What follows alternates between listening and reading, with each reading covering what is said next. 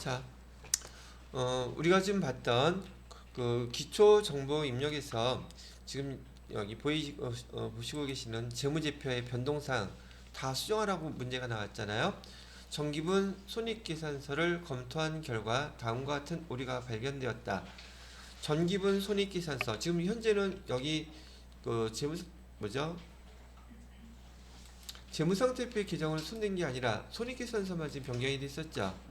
그래서 손익계산서 다음에 나오는 그 다음에 정기분 이익잉여금 처분계산서 그 다음에 정기분 재무상태표까지 수정하게 되면 지금 문제 자체에서 정기분 재무상태표에 지금 차액이 발생한 상태란 말이죠. 그래서 얘를 수정하게 되면은 정기분 재무상태표가 바로 수정이 되더라는 얘기였었어요. 정기분 재무상태표 수정할 때는 아까도 잠깐 말씀드렸던 여기 정기분 잉여금 처분계산서에 미처분 이익 잉여금 이 항목하고 뭐하고 일치시킨다? 재무상태표에 2월 이익 잉여금하고 일치시킨다. 그다음에 조금 전에 얘기했던 손익계산서에서는요. 손익계산서에 당기 순이익하고 그 다음에 잉여금 처분계산서에 당기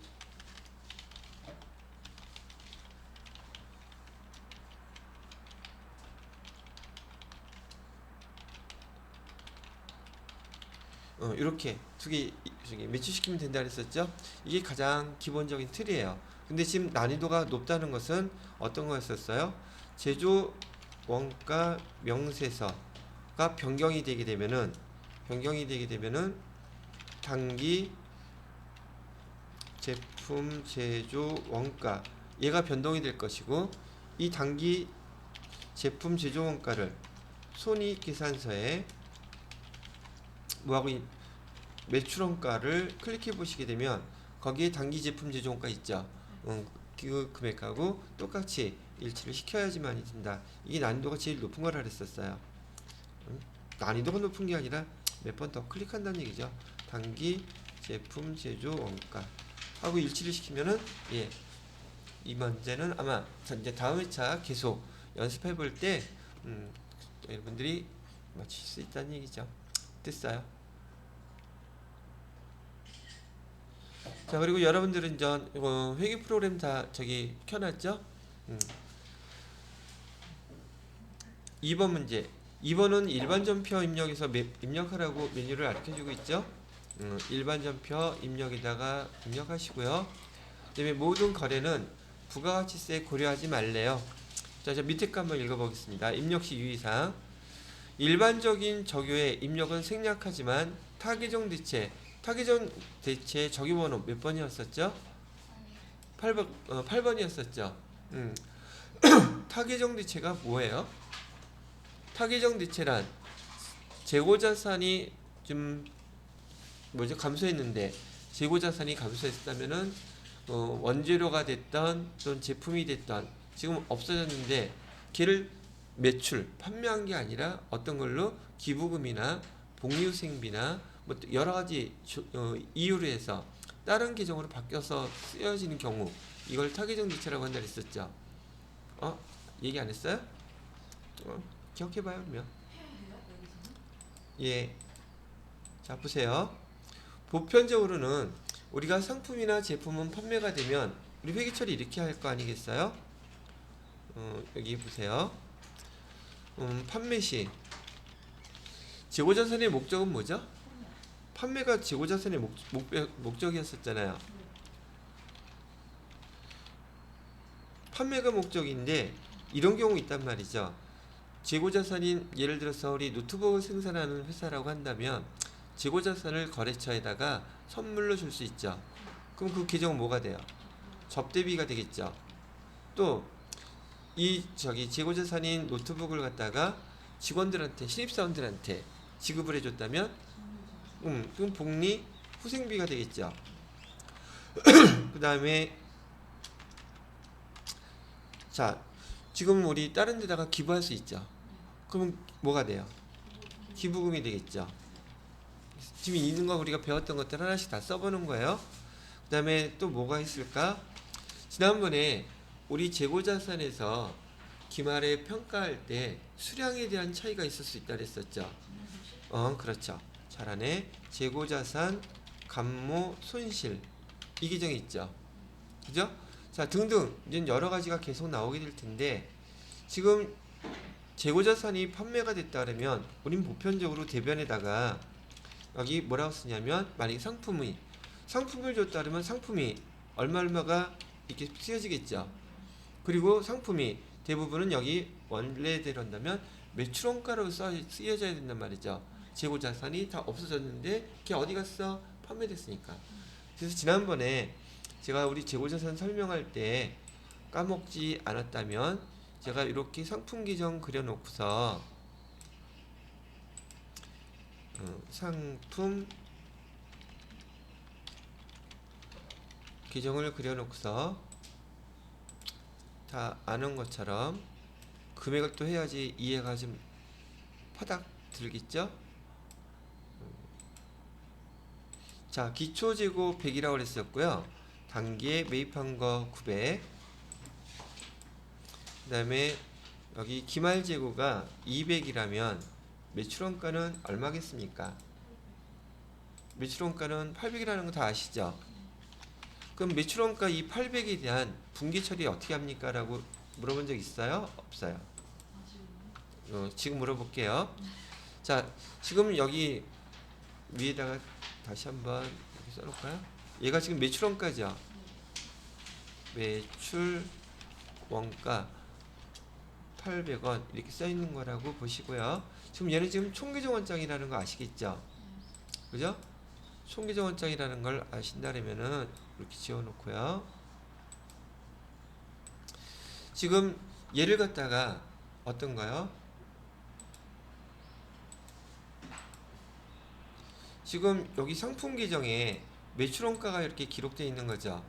그러면 얘를 갖다가 분기하라면 상품 계정은 지금 매출원가 생각하지 말고 상품 계정이 감소했으니까 상품은 대변에다 써야 되겠구나 라는 거 이해하시겠죠? 그래서 대변에다가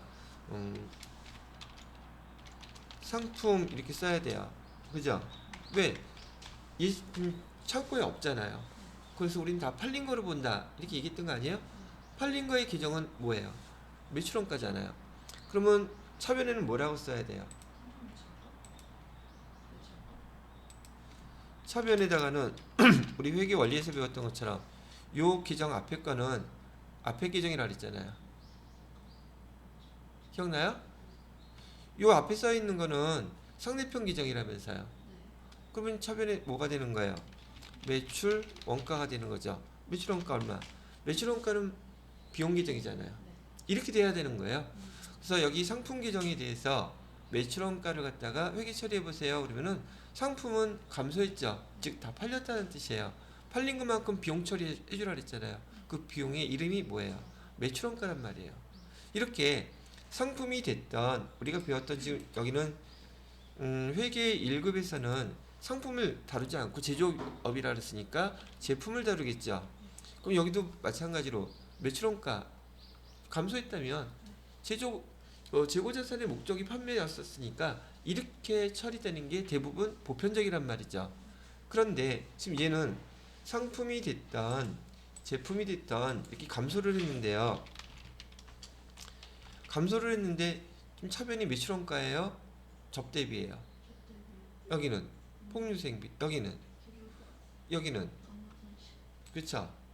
바로 요것 때문에 우리가 부르는 용어 얘는 저기 매출한 것처럼 상품이나 제품이 감소했는데 여기 계정은 원래 계정이었던 재고자산의 목적 판매되는 게 아니라 판매 말고 다른 계정 타 계정으로 바뀌었죠. 이걸 타 계정 대체라고 불러요. 그래서 앞으로 여러분은 이렇게 제품이나 상품 재고자산이 원래 목적대로 사용되지 않고 다른 계정으로 사용된 것을 우린 타계정 대체라고 부르고 이 타계정 대체는 여러분들이 적요란에다가 반드시 표시해 주셔야 돼요. 적요에 적요 나중에 이제 한번 보겠지만 적요 거기 F2 누르잖아요. 그럼 적요 8에 타기정으로 대체라고 써져 있어요. 여러분들 여지껏 문제 풀면서 그 타기 뭐죠? 적요란 아무것도 작성 안 했었죠. 근데 이거는 반드시 해줘야 돼요. 문제에서도 반드시 가르쳐줘요. 그걸 못 알아들으면 과감하게 틀리는 거예요. 알겠죠? 타기정 대체가 어떤 뜻인지 이해되셨습니까? 그래서 여기 타기정 대체는 적요 번호 몇 번? 8번. 여러분이 세무 2급까지 배우시면서 타기정 대체에 대한 용어는 딱 3개 배워요. 지금 여기서 하나 배운 거예요. 아시겠죠? 타기 끝에 읽어보면 용어가 달라요. 타기정으로 대체하고 타기정으로부터 대체하고 말은 반대 용어죠. 그래서 8번으로 딱 기억해 놓으세요. 9번 쓸 일도 없어요. 근데 왜 적요란 이 8번을 선택해 주라고 얘기하느냐 하면 이걸 선택해 줘야지만 아까 우리 여기 매출원가 계산 탁 눌러봤을 때 그 단기 매입액이나 그런 것만 보였죠. 근데 밑에 보면 타기정으로 대체 그 금액은 매출원가에서 빼줘야 돼요. 팔린 게 아니니까. 그걸 차감하는 계정이에요, 그게. 이걸 근데 안 해주면 거기서 차감이 안 돼요. 이해되셨어요? 그래서 이거는 나중에 또 화면 나왔을 때 한번 보기로 하고. 자, 1번 문제. 저는 문제 읽으면서 여기다가 분개를 해드릴 테니까 여러분 어디에다가 화면에다가 직접 입력해 보시면 되겠죠. 자, 1번 문제요. 7월 3일. 지금 여러분들 시험 문제 보실 때 날짜 이거 잘못 입력해 갖고 틀리는 경우가 많거든요. 날짜 정확히 잘 하라고 지난번에 FAT 1급 할 때도 제가 누누이 설명드렸었죠. 날짜 확인 꼭 잘 하세요. 자, 첫 번째 문제 다시 보겠습니다. 부터 7월 3일 수재민을 돕기 위해서 당사가 만든 원가, 여기 원가 500만원짜리 제품이라 그랬죠. 이런 제품에다가 동그라미 쳐놓으세요. 상품, 제품.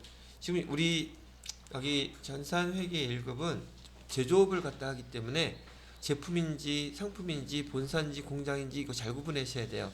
코드 번호가 다르단 말이죠. 여기서도 설명 나와 있죠. 아, 참, 이거 읽어보던 거 맞아. 읽어봐야겠네.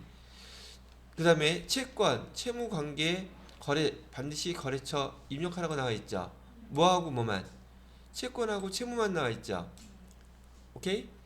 금융거래처 아니에요. FAT 1급에서는 금융거래처인 보통예금, 그 다음에 정기예금, 당제예금, 거래처 다 입력해야 되죠. 그거 안 하면 감점이란 말이에요. 세무사에서는 금융기관은 없어요. 요구하지 않는 한 입력하지 않아도 되지만 채권, 채무는 거래처 코드 반드시 입력하라 그랬어요. 그 다음에 여기 제조기비는 몇 번 때 쓴다고요? 500번 때. 판관비는 여러분이 이제 문제 내서 여기 계속 연습하시면서요. 얘가 비용이 500번대인지 800번대인지를 구분하는 연습 하실 거예요. 지금부터. 아시겠죠? 구분하셔야지 되고요. 자, 그 다음에 회계 처리할 때 계정 과목은 별도의 제시가 없는 한 등록되어 있는 계정 과목 중에서 가장 적절한 걸로 선택하라고 되어 있죠. 요거 여러분이 또 이번 주 토요일 날 시험 보러 가시게 되면 그대로 또 보시게 될 거니까 미리 한번 읽어 드린 겁니다. 자, 1번 문제부터 보겠어요. 수재민을 돕기 위해서 당사가 만든 제품을 갖다가 원가는 500만 원짜리인데 시청에 기부했대요. 그러면 이 회계 처리할 때 차번에 뭐라고 써야 돼요? 기부금은 알겠죠? 그 제품을 줬으니까 제품은 감소해야 되죠. 근데 제품은 무슨 재고자산이죠. 판매된 거예요. 타기종으로 바뀌었어요. 그러면 적요란에다가 뭐 선택해줘라? 타기종으로 대체. 이거 해주라는 얘기예요. 되셨나요? 분개했어요? 저장할게요.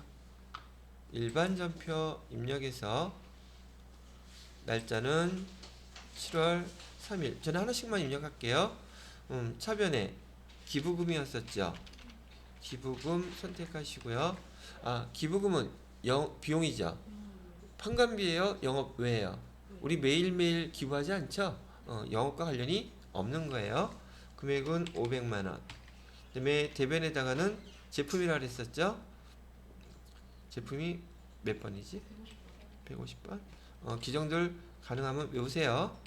제품. 그다음에 이 적요란에다가 밑에 보시니까 8번 타 계정으로 손익 반영분이라고 되어 있죠.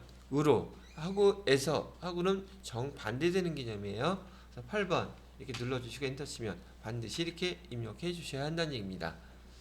자, 설명됐고, 그럼 두 번째 7월 4일 당사의 최대 주주인 이주인 씨로부터 본사 건물을 신축할 토지라 그랬죠. 토지를 기증받았대요. 공짜로 받은 거죠. 그러면 이 토지를 갖다가 공짜로 받았을 때 기정 뭐 사용하기로 했습니까? 자산 수중 이익. 자, 우리 외부로부터 이렇게 유형자산을 갖다가 돈 주고 사던 공짜로 받던 교환을 하던 기록할 때의 원칙이 뭐였었어요? 취득하는 유형자산은 공정가치로 반드시 기록합니다. 상대편의 장부가액이나 그 다음에 그 취득가액이나 이런 거 상관이 있다 없다 그런 거 없어요. 그 받는 것 자산에 대해서 특별한 케이스를 빼놓고는 다 공정가치로 그 금액을 기록하면 돼요. 자, 그럼 보시게 되면 토지를 받았다 그랬는데 토지의 공정가치는 얼마라고 나와 있어요? 그러면 1억 원 일단 토지로 이렇게 기록해 줘야 되겠죠. 그죠? 그런데 소유권 토지 인정 회사에서 여기 대주주한테 받았으니까 소유권은 인정 대주주께 아니라 누구 거예요? 회사 거죠. 그러면 회사 부동산에 대한 토지에 대한 명의를 바꿔야 되겠죠. 근데 그 명의 이전하는 비용이 얼마가 들어갔대요? 200만 원 들어갔다면 얘는 부대 비용이 되겠죠. 부대 비용 얼마예요? 200만 원. 그럼 이 두 가지 합친 게 토지의 금액이 되겠죠. 그죠? 그래요, 안 그래요? 그래서 우리가 기록해야 될 토지의 취득 원가는 얼마가 됩니까? 1억 200이 될 거예요. 이렇게 된 거죠. 됐습니까? 그 중에서 대변에 1억 원은 공정가치로 자산 수중이 이렇게 써주기로 했었죠. 그 다음에 200만 원 당좌수표 발행해서 지급했대요. 그럼 당좌예금에서 빠져나가겠죠. 이렇게 이 기록을 하시면 된다는 얘기. 됐나요? 그럼 저도 똑같이 요거 보고 기록을 할게요. 날짜는 7월 4일이고요. 차변에다가는 토지 써주시고 금액은 1억 200이었었고요. 대변에다가는 자산 수중이익 써주시고요. 그 다음에 얘는 1억 원. 그 다음에 나머지 당좌 예금에서 200만 원 이렇게 나왔다. 이렇게 해주면 되겠죠. 됐습니다. 자, 그 다음에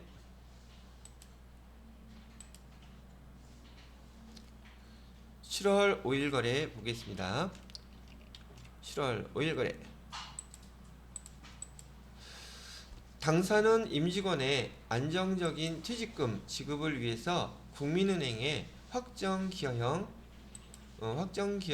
퇴직연금에 가입하고 850만 원을 당사 보통예금에서 지급했대요. 이 금액 중에서 50%는 공장 나오죠. 생산직이라 그랬어요. 그럼 얘는 만약에 비용 문제라면 500번대를 사용하셔야 돼요. 그죠? 그 다음에 나머지는 본사분, 그럼 요거는 800번대 비용 처리를 해야 된다는 얘기죠. 자, 그런데 여러분이 지난번에 이거 우리 배우실 때 퇴직연금에 대해서 두 가지 방법이 있다고 했던 거 까먹을 시간이 됐죠? 그러니까 한번 복습을 해드릴게요. 퇴직연금을 가입한다는 것은 직원들의 퇴직금을 어디다? 외부 금융기관에다가 지금 예치를 한다 그랬었죠. 예치하는 방법이 운영하는 방법이 두 가지가 있어요. 하나는 뭐라 그랬었냐면 확정급여형이라고 불렀었단 말이죠. 확정급여형은 영어 명칭으로 DB라고 이렇게 표시를 했었어요.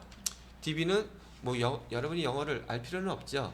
근데 의미 뜻 자체가 제가 설명해 드릴 때 뭐라 하냐면 defined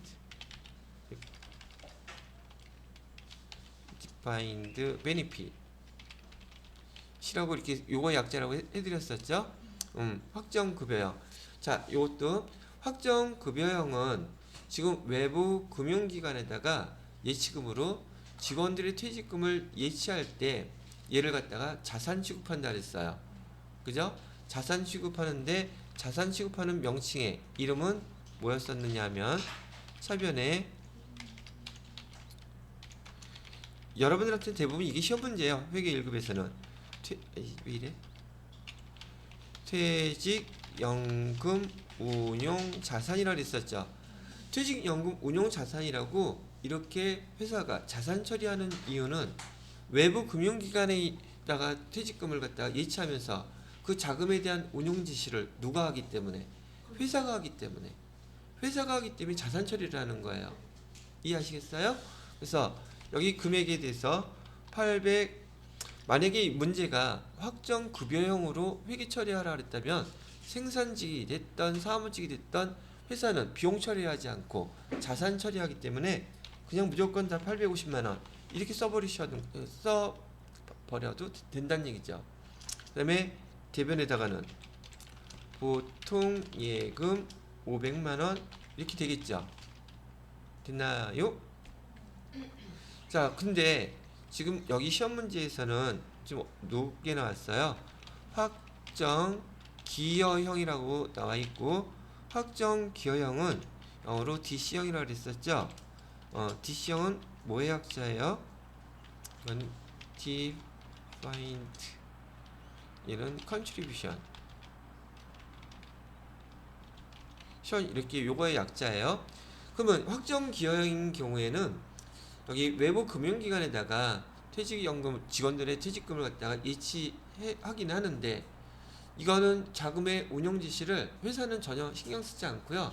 비용 처리하고 더 이상 신경 쓰지 않음. 땡 쳐버린단 말이죠. 그러다 보니까 회계 처리할 때도 차변에 뭐라고 쓴다? 퇴직급여라고 쓰는데 퇴직급여는 비용 계정이죠. 여기서 문제에서 생산직하고 지금 본사과하고 나눴단 말이에요. 근데 비용 처리하니까 생산직은 850만 원에 50%면 문제에서 보는 것처럼 425만 원은 어떤 비용? 생산직인 제조비용이라 했죠. 제조경비. 그래서 가로하고 나서 제조경비라고 그래서 제라고 쓴 거고 우리 회사 코드에서는 퇴직급여 치면 계정이 500번, 600번, 700번, 800번 쭉 나오죠. 그 중에서 우리는 회계 1급에서는 지금 뭐만 사용해야 된다? 500번하고 800번만 사용하셔야 되지 600번이나 700번을 사용하시면 안 돼요. 경험도 있죠. 그렇게 하지 마세요. 그래서 여기 500번 때 그 제조 비용을 경비를 사용하셔야지 되고요. 근데 퇴직금이 급여가 지금 두 개로 처리되고 있죠.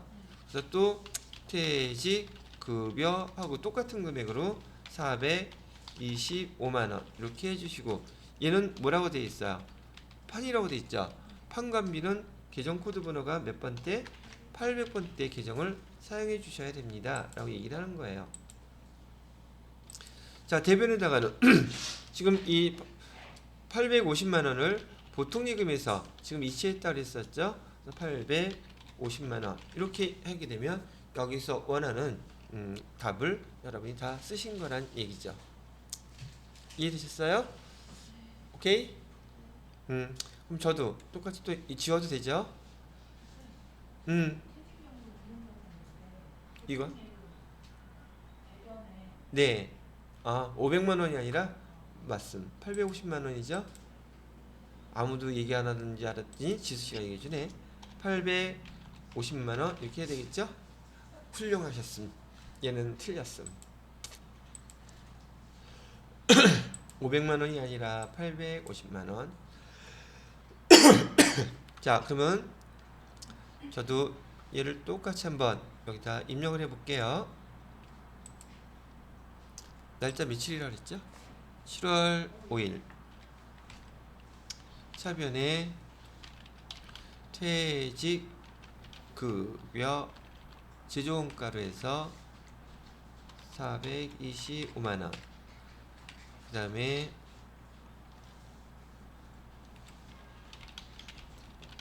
퇴직급여 판관비로 800번 대비해서 425만 원. 대변에다가는 보통 이거 보통 예금으로 해서 850만 원. 이렇게 입력해 주시면 됐다는 얘기. 자, 그다음에 다음 문제는 7월 22일이네요. 자, 여러분이 이런 내용 분개하실 때 여러분이 확실하게 아는 것부터 분개하는 게 제일 빠르겠죠? 자, 7월 22일 이자 수익 30만 원이 발생했대요. 그럼 여기 보시는 것처럼 이자 수익은 지금 대변에다가 30만 원 이렇게 쓰실 수 있죠. 그다음에 원천 징수세 46,200원이라고 되어 있네요. 차감한 나머지 금액이 보통예금 계좌로 입금이 됐대요. 그럼 원천 징수세금 뭐라고 쓰기로 했어요? 선납세금은 자산이죠. 그럼 자산에다가 선납세금 써놓으면 입력할 때 보통예금은 지가 알아서 계산이 딱 되겠죠. 그죠? 요 회계 처리할 때도 어떤 걸 먼저 회계 처리하느냐에 따라서 굳이 저희 계산기 사용하지 않더라도 입력하실 수 있죠. 자, 선납세금 얘기 나오면 지금 여러분이 배우는 범위 내에서 선납세금을 납부하는 경우는 두 가지밖에 안 나온다 그랬어요. 언제하고 언제? 법인세 전기 그걸 뭐라고 불렀어요, 우리? 중간 예납이라고 불렀죠. 중간 예납이라고 불렀고, 중간 예납은 법인이 그 해에 사업을 하면서 6개월이 지나게 되면 전년도 법인세 낸 거 있죠. 전기에 법인세 납부했던 금액의 몇 퍼센트? 50%를 그냥 세금을 먼저 내놓는 거라 그랬었죠. 그러면 날짜는 언제까지라 그랬죠? 6개월이 지난 이후 12월 법인일 경우 6개월이 지나고 2개월 이내, 그러면 8월 31일까지가 되겠죠. 그때 납부를 하게 되는데, 그러면 이거 납부할 때 차변에 뭐라고 쓰느냐면, 차변에 세금 먼저 냈다면서요. 근데 올해 건 아직 우리 사업 종료 안 했어. 근데 반땡으로 미리 내놨기 때문에 선납세금 이렇게 쓴다 그랬었죠. 선납세금 얼마라고 쓰시고 대변에다가 보통 예금 계좌에서 보통 계좌 이체하겠죠. 그래서 선납세금 쓰는 그 경우가 요 두 가지밖에 없어요. 대부분 나오는 시험 문제들이. 됐나요? 근데 이건 언제 정리했었어요? 우리 기말에 법인세 얼마라고 계산이 되면 선납세금은 올해 거에 대해서 미리, 단기 거에 대해서 세금을 미리 납부해 놨다는 뜻이죠. 그만큼 빼고 나머지 잔액만 미지급세금으로 해놓고 나중에 납부하면 된다 그랬었죠. 그래서 우리 여기에서도 이따 기말 그 수정사항에 대해서 입력하실 때 여기도 자동분계 활용해요. 근데 여기 법인세에 대해서는 얘가 입력하는 게 더 편해. 그래서 이따가 나오면 문제 한번 입력해 보도록 하겠습니다. 이 법인세는 기재물로 하면 안 돼요? 현금으로 하면 다 돼. 근데 시험 문제는 안 내요. 여러 가지 골치 아프니까. 그건 여러분이 지금 다룰 상황이 아니기 때문에. 그건 조세물 납입은 흔한 상황이니까 좀 드문 상황이니까. 여러분들한테 주로 시험 문제에서 평가하는 것들은요, 여러분이 실무업무에서 가장 보편적이고 일반적인 업무들을 수행할 수 있는지 없는지를 평가하지, 특수한 거를 갖다가 물어보는 경우는 별로 없다는 얘기예요. 급수가 계속 올라가면 모를까. 자, 그럼 저도 똑같이 이 숫자를 한번 입력을 해놔야겠죠. 날짜는 7월 21일이라고 그랬고요. 차변 대변에다가 여기 차변 대변 순서 관계없이 바로 입력해도 상관없다 그랬었죠. 그래서 이자 수익 해놓고 금액은 30만 원이었는데요. 그다음에 차변에 지금 선납세금으로 얼마를 내놨다고 했냐면 46,200원 했고요. 나머지 금액은 보통예금 계좌로 입금됐다 그랬죠? 보통예금 계좌로 23만, 이렇게 하면은 계산기 두들기지 않더라도 금액이 딱 계산됐죠? 됐습니다. 저도 이렇게 입력해 봤고요. 그 다음 걸 보시게 되면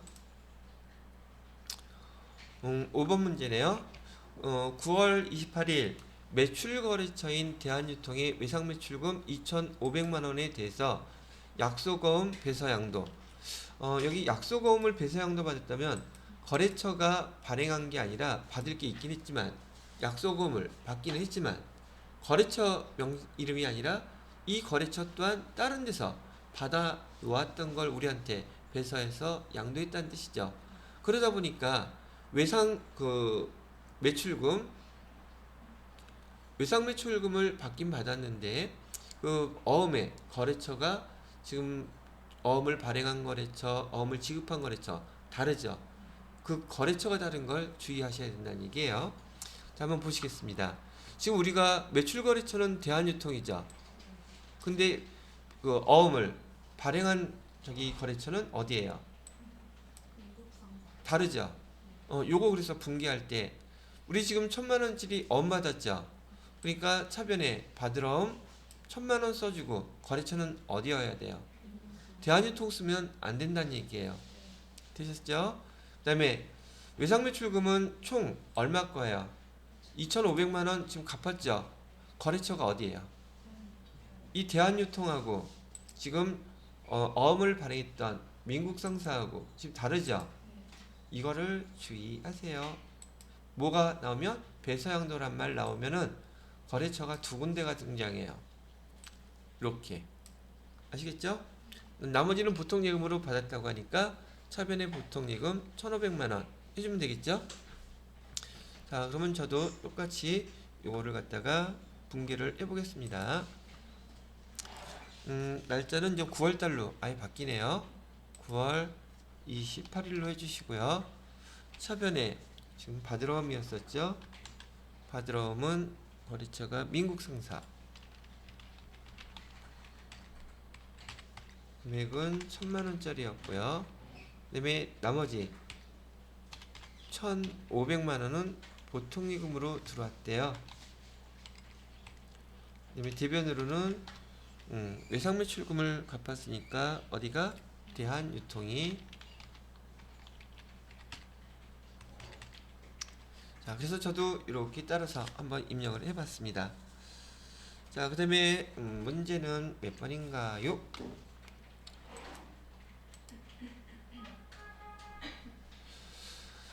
9월 30일 영업부서 이년 여기 전산회계 1급 세무사회 시험은요 이렇게 비용 문제가 나올 것 같으면은 항상 이렇게 미리 체크를 해 놓으셔야 돼요. 습관적으로 영업부라 그랬으니까 비용 문제가 나오면 얘는 800번대 비용 써줘야 되겠구나. 건물의 재산세 120만원, 제조부서 여기도 나왔네. 재산세 130만원 모두 보통예금. 또 한 가지 계정명들이 나오면 계정명에도 동그라미 쳐놓으세요. 그 계정은 반드시 사용해야 되는 거니까. 그죠? 자, 재산세 계정 우리 뭐라고 배웠죠? 사용하면서 나오는 세금이죠. 그러니까 세금과 공과를 써야 되는데 세금과 공과 계정을 두 개로 나누어서 써줘야 된단 말이죠. 어디 거 어디 거? 공장 거하고 그다음에 본사 거하고 됐죠? 영업부서 거하고.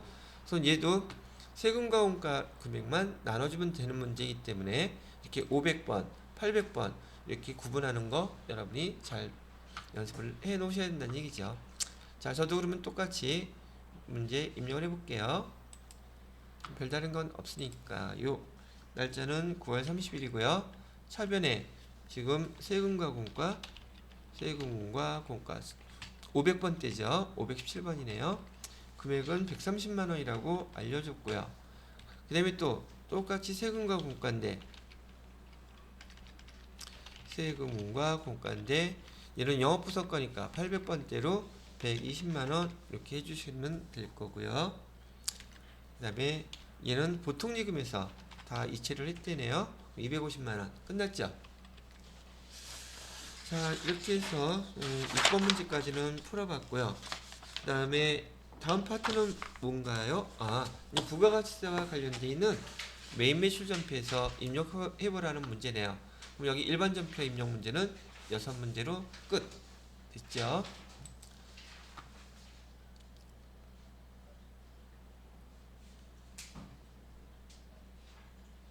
자, 여기도 한번 보세요.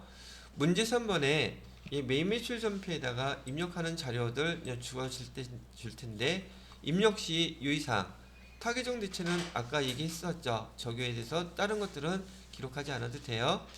그 다음에 별도의 요구가 없는 한 기등록되어 있는 거래처 코드 선택해서 거래처명 입력하라고 나와 있고요. 제조경비 500번대, 그 다음에 판관비 800번대 나누어서 처리하세요. 그 다음에 계정 과목은 만약에 없으면 가장 적절한 계정 과목으로 주어진 거에서 적절한 계정 과목 선택하라고 되어 있고, 그 다음에 맨 마지막 메인 매출 전표에서 중요한 거 뭐 있었어요? 입력 하단 부분 분기까지 당연히 처리해야 되죠. 그죠? 그 다음에 전자세금계산서 여기 발급하라는 문제 나온다 안 나온다? 세무사회에서는 발급하라는 문제가 안 나와요. 그러니까 전자란에다가 반드시 입력해 놓아야 되겠죠. 그거 주의하라고요. 전자 입력으로 반영하세요.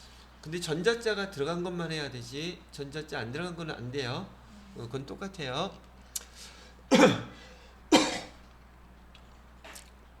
자, 1번 문제 봅니다. 1번 문제에서 보셔야 될 것은 8월 1일 이한 상사의 당사의 제품 판매하고 항상 여기 제품, 상품 이런 거 주의하셔야지 돼요. 제품을 판매하고 다음과 같은 전자세금계산서 발급했대요. 세금계산서 발급했다 그랬죠. 얘가 부가세 유형을 선택해야 되는 증빙서류죠. 세금계산서 매출이니까 11번 과세 선택해야 되겠죠. 그 다음에 메인 매출 전표 입력에 입력하세요 되어 있고, 이거 1번 문제부터 복수거래 입력하는 거 활용하세요 나와 있죠. 복수거래 입력하는 거 해봤던 거 기억나시나요? 자, 그럼 여기서 뭐 이용할 거 별도로 없는데 하나 주의해야 될 거 밑에 보시게 되면 여기 지금 우리가 매출한 금액 2,200만원, 220만원에서 2,420만원에 대해서요. 돈 어떻게 받았다는 얘기가 전혀 없죠. 이거 회계 처리해야 되는데, 그럼 여기 세금계산서 밑에 보시니까 어무로 얼마 받았대요? 그럼 얘는 뭘로 기정 처리해야 돼요? 바드럼 처리해야 되겠죠. 그 다음에 여기 외상미수금 얘는 뭘로 처리해 줘야 돼요? 외상매출금을 하는 거 알겠죠? 근데 얘가 지금 기본 전제 조건이 지금 얘가 제품이라고 알려줬기 때문에 그런 거잖아요. 근데 얘가 제품이 아니라 만약에 비품이라고 했다면 계정명이 다 바뀌는 거죠. 그래서 항상 문제 푸실 때 제품인지 아니면 제품 이외의 것인지 동그라미 치면서 구분하는 연습 해달라는 얘기 해드리는 거예요. 아시겠나요? 자, 그럼 입력해 보세요. 저도 입력할 테니까요. 메인 매출 전표 입력해서 날짜 주의하시고요. 8월 1일이라서요. 자, 부가세 유형은 11번. 품목은 위에 보시게 되면 F7 복수거래 있죠. 그럼 이 복수거래는 밑에 뜨죠. 거기다가 책상. 그 다음에 수량은 20개. 단가는 80만원.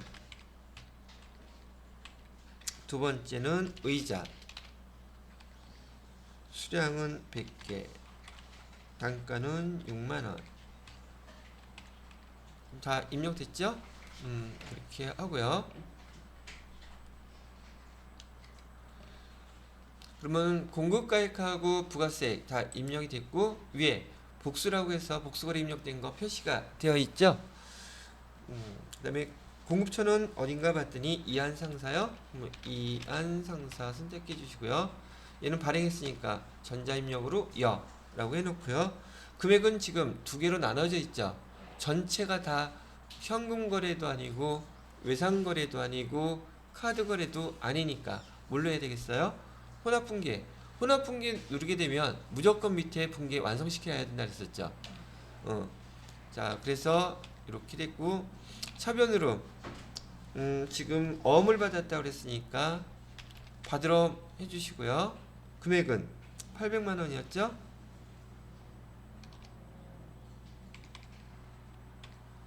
그 다음에 차변에 나머지 금액은 외상 매출금 되셨나요?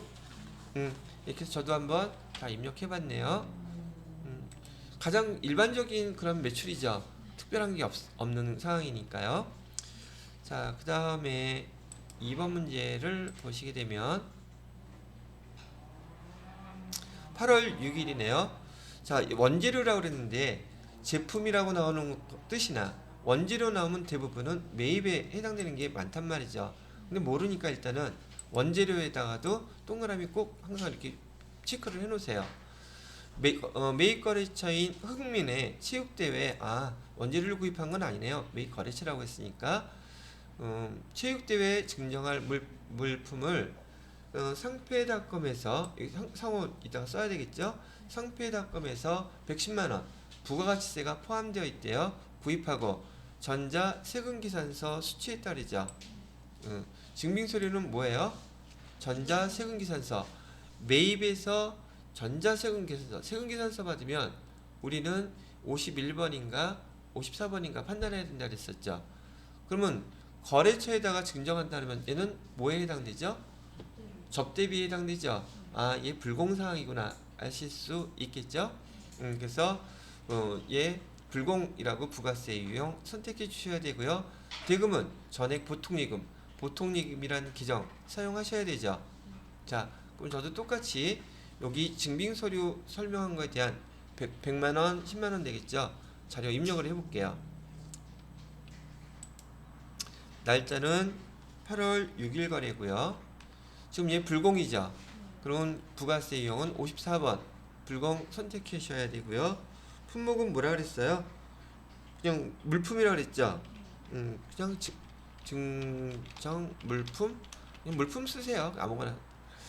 자, 그 다음에 수량하고 단가 자료 주어진 거 있나요? 아무것도 없죠. 이렇게 공급 대가가 나오면 공급가액하고 지금 세액 나누어야 되잖아요. 나누기 몇 하라 그랬죠? 1.1 하면은 공급가액하고 세액 나눠진다 그랬죠. 그럼 여기는 100만원, 부가세는 10만원 이렇게 나눠서 입력하셔야죠. 자, 그 다음에 거래처는 어디라 그랬었어요? 상패닷컴, 상패닷컴 해주시고요. 자, 전자세금계산서 받았다 그랬죠? 그럼 얘 받은 걸로 표시해 주시고 불공지 사유 입력해 주셔야 되죠.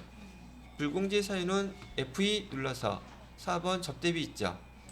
클릭. 자, 분계는 혼합분계 해야 되겠죠. 얘는 무조건 그죠?